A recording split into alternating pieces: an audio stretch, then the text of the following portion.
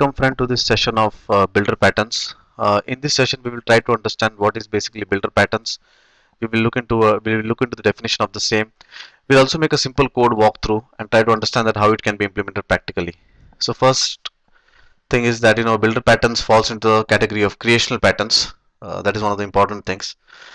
Uh, there are times in projects that the construction process of an object is very complex, and what we want is that we want to separate the representation from the construction. Means what? For instance, that it's possible that you want you have two types of invoice objects. One is invoice object with taxes and one is invoice object without taxes, and the construction process for both these invoice objects are complex. Now what you want is that you want that the construction process, that is the construction process for constructing an invoice object with tax and for constructing an invoice object without tax, you want to separate that from the representations. So at that moment you will need builder patterns. So in short, you should ask yourself a question: that is my construction process complex? First thing. Second, do I need to separate the representation from the construction? If yes, then builder pattern is for your need. So builder pattern is useful when the construction process of the object is very complex and you want to separate the construction process from the representation. Let's look into one of our very practical examples. It's possible, like for example, if you can have a tea without sugar. This is a very live example which I want to show you, and so that after that you can understand and map the same with software. So one is that you want to have a tea with sugar and you can have a tea without milk. These are two types of representation, the final outputs. Okay, to construct them, the process is very much similar. Now what you want is that you want that this construction process should be completely decoupled from the representation. So this is where design pattern comes into use. So means what? Here's a construction process. In order to build a tea without sugar, you will say, okay, start a tea, boil a water, put tea bag, and that's it. You have your tea without sugar. But if you want to do a tea without, if you want to make a tea without a milk, I'm sorry, then start tea process, build boil water, put tea bags, put sugar, put milk. There are some extra process involved in addition to the common process for both of them. Okay, so means what? The same construction process is making different type of representations.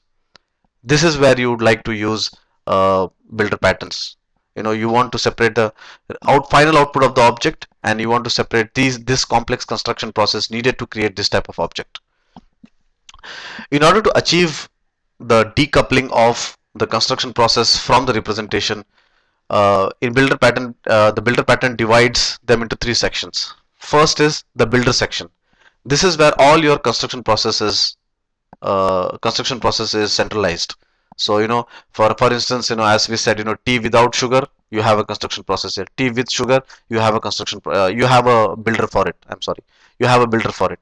So you have different builders here.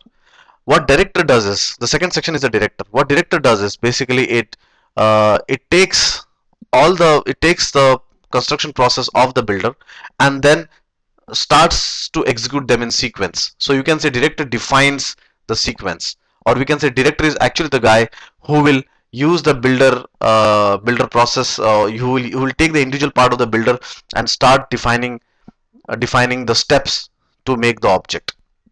And product is a final output. So these are the three sections needed when you need to define a builder pattern. Let's try to understand this with a software example. Here's I'm representing a simple example where my reports needs to be either be displayed in Excel format or it has to be displayed in PDF format. So I can say that I have two types of representation for my report. And then in order to construct this two objects, I need to do some kind of I need to execute some steps, like I need to create a new report, I need to set a report PDF, set the report type, set the report header, set the report footer, and then finally get the report. So this is my construction process.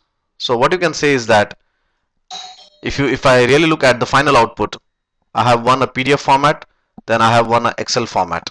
Okay, so these are my two different representations, and here is my construction. So it's the same thing. Means I mean to say this, the figure at the left hand side is a more scattery one, but at the right hand side what I've done is that I have broken the same thing into constructions and representations.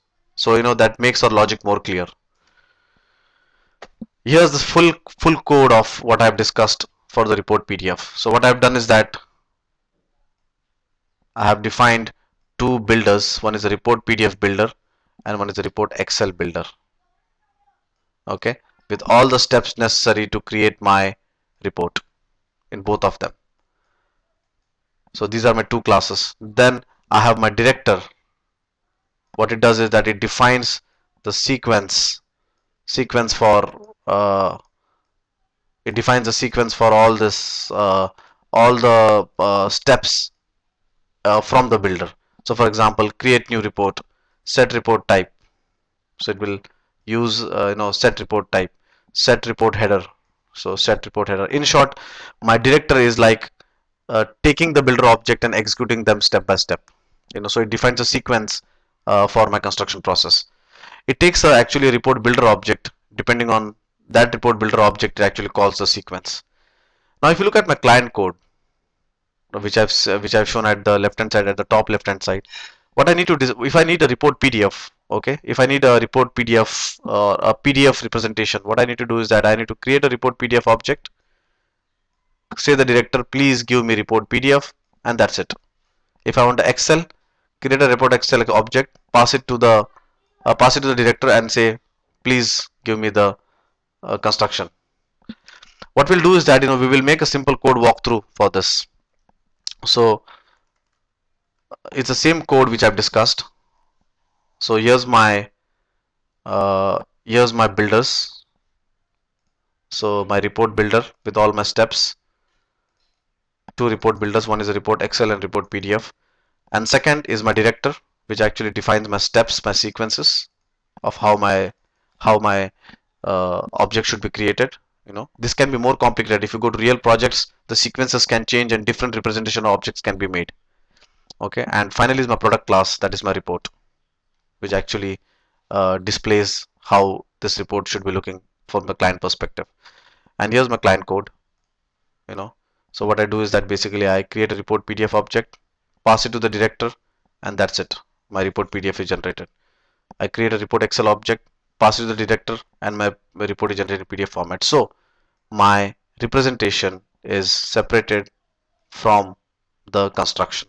My director takes care of my construction process, and my report PDF, or I can say my report PDF defines what type of final representation I want. So that's what is all builder pattern all about. It's all about separating the construction process from the representation. Whenever you're looking at a project and you want to implement builder pattern, one of the very essential thing you should ask is that is my construction process complex? If your construction process is not complex for object, don't even think about using builder patterns, because probably just a simple new keyword, or probably just a simple factory can work for it. So ask two questions if you want to use builder pattern. First thing, is my process complex? Second, do I need to decouple my representations from my construction process? Means, do I have multiple representation from the same construction process? If yes, then use builder pattern.